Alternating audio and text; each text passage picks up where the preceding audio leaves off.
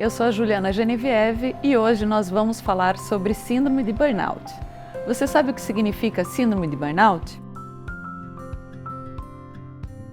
Síndrome de burnout está relacionado às doenças no ambiente de trabalho, ocasionadas por questões empresariais. O termo burnout, a doença burnout, entrou ano passado no rol das doenças ocupacionais atribuídas aí pelo Ministério da Saúde. Você sabe identificar os sinais do burnout? Os primeiros sinais do burnout podem ser expressados aí, percebidos, sentidos como fadiga, cansaço extremo, agitação, irritabilidade, insônia, distúrbios gastrointestinais e aquela síndrome da segunda-feira. Sabe quando chega domingo à noite, você já fica pensando na segunda-feira e não tem vontade de levantar? Pois é, estes podem ser indícios de que você está com burnout. Lembre-se de procurar um médico especializado, um profissional de saúde, que somente ele poderá diagnosticá-lo. Mas por que as empresas precisam estar atentas a esta síndrome? Que tipo de impacto isso pode causar? Bom, segundo alguns números aí, as perdas relacionadas ao burnout estão em torno de 228 a 355 milhões de dólares para uma empresa de médio porte. Isso de acordo com a consultoria McKinsey, uma consultoria global que fez um estudo em 30 países com uma amostra de 30 mil profissionais. Bom, esse já é um grande motivo. Você está se preocupando com a saúde do seu colaborador e também com o resultado da sua empresa. Mas para as empresas, para a liderança, você que é líder, você sabe identificar o que pode ser um detrator no caso do burnout? Você sabe o que pode disparar esse gatilho do burnout? Bom, vamos falar agora dos 5 principais detratores em relação ao burnout nas empresas. Como identificá-los? O primeiro deles é o comportamento tóxico que pode acontecer nas equipes. O segundo deles é a ambiguidade. O terceiro é o conflito interpessoal. O quarto é aquela questão do conflito de papéis. E por último, e não menos importante, a questão da pressão. Nessa série sobre detratores do burnout, nós vamos detalhar um a um, já que todos impactam no resultado da empresa e também em como a empresa é percebida pelos colaboradores e sociedade em geral.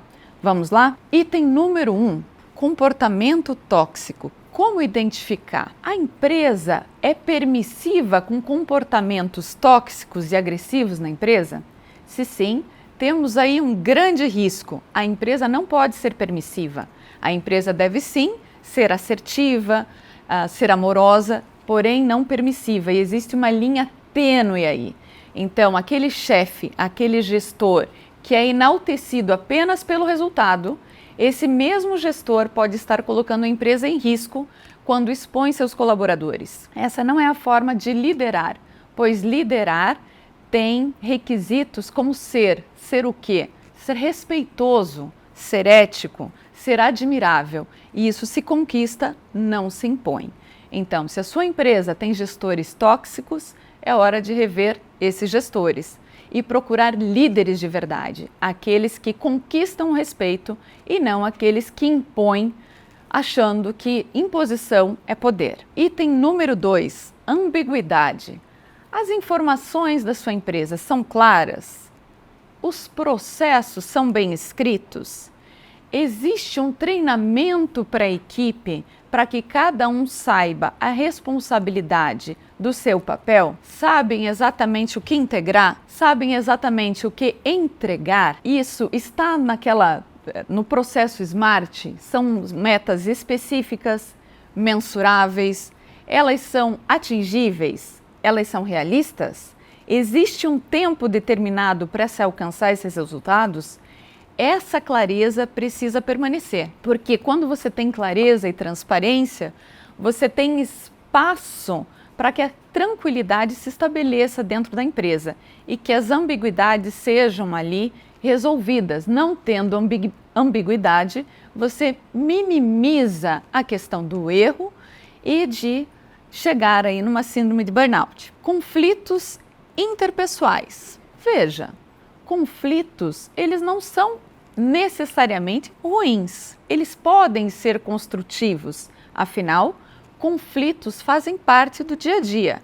A questão aqui é como esses conflitos são tratados. Eles são levados para um contexto pessoal? Existe uma permissividade em relação a isso? É um ambiente competitivo interno, onde um quer prevalecer na razão em relação ao outro? Esse é um conflito que pode ser prejudicial na questão do burnout. Por isso, os conflitos existem sim, mas precisa olhar esse conflito de uma forma natural, tratar de uma forma imparcial, com todo o cuidado que o assunto requer. Então veja, aqui cabe espaço para o diálogo, construção do diálogo, ouvir as partes. Esse líder precisa ouvir seus colaboradores e tornar esse conflito interpessoal para que ele se torne construtivo e que tenha ali uma relação ganha-ganha e não de perda da saúde ou que pode levar a uma perda aí num contexto empresarial. Conflito de papéis. Ora, se a sua empresa tem conflito de papéis que não são estabelecidos previamente, pode gerar o sentimento de inadequação do colaborador. O que é isso? Os papéis, as tarefas, elas não estão claras, elas não estão sendo divididas de maneira adequada. E isso pode gerar confusão. Confusão é incoerência que gera fragmentação no ambiente de trabalho. E o que a empresa precisa buscar é o contrário disso. É uma integração da equipe. Por isso, esses papéis eles precisam estar pré-estabelecidos conforme a responsabilidade de cada um. Isso podemos resumir como quem faz o quê e quando, qual é a entrega. Nós já falamos anteriormente sobre a meta SMART.